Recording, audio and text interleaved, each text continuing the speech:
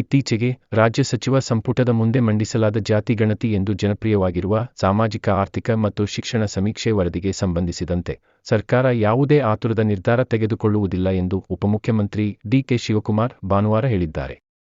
ಬೆಂಗಳೂರು ಗ್ರಾಮಾಂತರ ಜಿಲ್ಲೆ ಘಾಟಿ ಸುಬ್ರಹ್ಮಣ್ಯ ದೇವಾಲಯಕ್ಕೆ ಕುಟುಂಬ ಸಮೇತರಾಗಿ ಭೇಟಿ. ಜಿಲ್ಲಾ ಉಸ್ತುವಾರಿ ಸಚಿವ ಕೆ.ಎಚ್. ಮುನಿಯಪ್ಪ ಅವರೊಂದಿಗೆ ಪೂಜೆ ಸಲ್ಲಿಸಿದ ನಂತರ ಮಾಧ್ಯಮಗಳೊಂದಿಗೆ ಅವರು ಮಾತನಾಡಿದರು.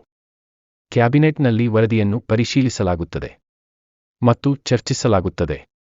ವಾಸ್ತವಾಂಶಗಳ ಆಧಾರದ ಮೇಲೆ ಎಲ್ಲರಿಗೂ ನ್ಯಾಯ ಒದಗಿಸಲಾಗುತ್ತದೆ ಎಂದು ಅವರು ಹೇಳಿದರು. ಕರ್ನಾಟಕ ರಾಜ್ಯ ಹಿಂದುಳಿದ ವರ್ಗಗಳ ಆಯೋಗದ ವರದಿಯನ್ನು ಶುಕ್ರವಾರ ಸಚಿವ ಸಂಪುಟದ ಮುಂದೆ ಇಡಲಾಗಿದ್ದು, ಏಪ್ರಿಲ್ 17ರಂದು ನಡೆಯಲಿರುವ ವಿಶೇಷ ಸಚಿವ ಸಂಪುಟ ಸಭೆಯಲ್ಲಿ ಚರ್ಚಿಸಲಾಗುವುದು ಎಂದರು. ಆಗಿನ ಅಧ್ಯಕ್ಷ ಕೆ. ಜಯಪ್ರಕಾಶ್ ಹೆಗ್ಡೆ ನೇತೃತ್ವದ ಆಯೋಗವು ಕಳೆದ ವರ್ಷ ಫೆಬ್ರವರಿ 29ರಂದು ಮುಖ್ಯಮಂತ್ರಿ ಸಿದ್ದರಾಮಯ್ಯ ಅವರಿಗೆ ವರದಿಯನ್ನು ಸಲ್ಲಿಸಿತ್ತು.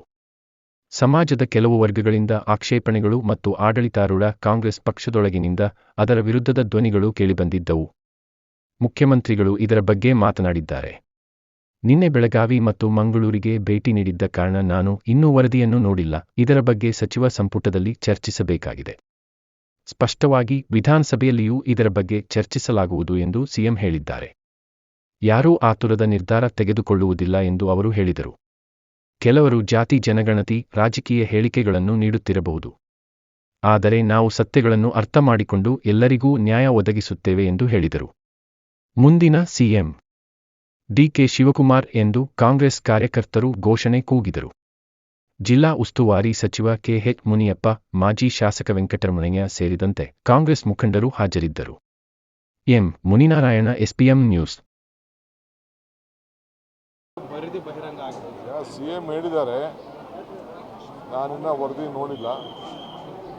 ನಾನು ನಿನ್ನೆ ಬೆಳಗಾಮು ಮಂಗಳೂರಿಗೆ ಹೋಗಿದ್ದೆ. ನೋಡ್ತೀವಿ, ಅದು ಇನ್ನೂ ನಮ್ಮ ಕ್ಯಾಬಿನೆಟಲ್ಲಿ ಚರ್ಚೆ ಆಗಬೇಕು. ಸಿ ಎಮ್ ಏನೋ ಇವತ್ತು ಅಸೆಂಬ್ಲಿಲೂ ಚರ್ಚೆ ಮಾಡ್ತೀವಿ ಅಂತ ಹೇಳಿದ್ದಾರೆ. ಆತುರದ ನಿರ್ಧಾರ ಯಾರೂ ತೆಗೆದುಕೊಳ್ಳೋದಿಲ್ಲ. ಸೊ ಅದರಿಂದ ಯಾರು ಕೆಲವು ರಾಜಕಾರಣ ಸ್ಟೇಟ್ಮೆಂಟ್ ಮಾಡ್ತಾ ಇರ್ತಾರೆ. ಬಟ್ ಸತ್ಯಾಂಶ ಏನು ಅಂತ ತಿಳ್ಕೊಂಡು ಎಲ್ಲರಿಗೂ ನ್ಯಾಯವನ್ನು ಒದಗಿಸ್ಕೊಳ್ಳುವಂಥ ಕೆಲಸ ನಾವು ಮಾಡ್ತೇವೆ. ಸರ್,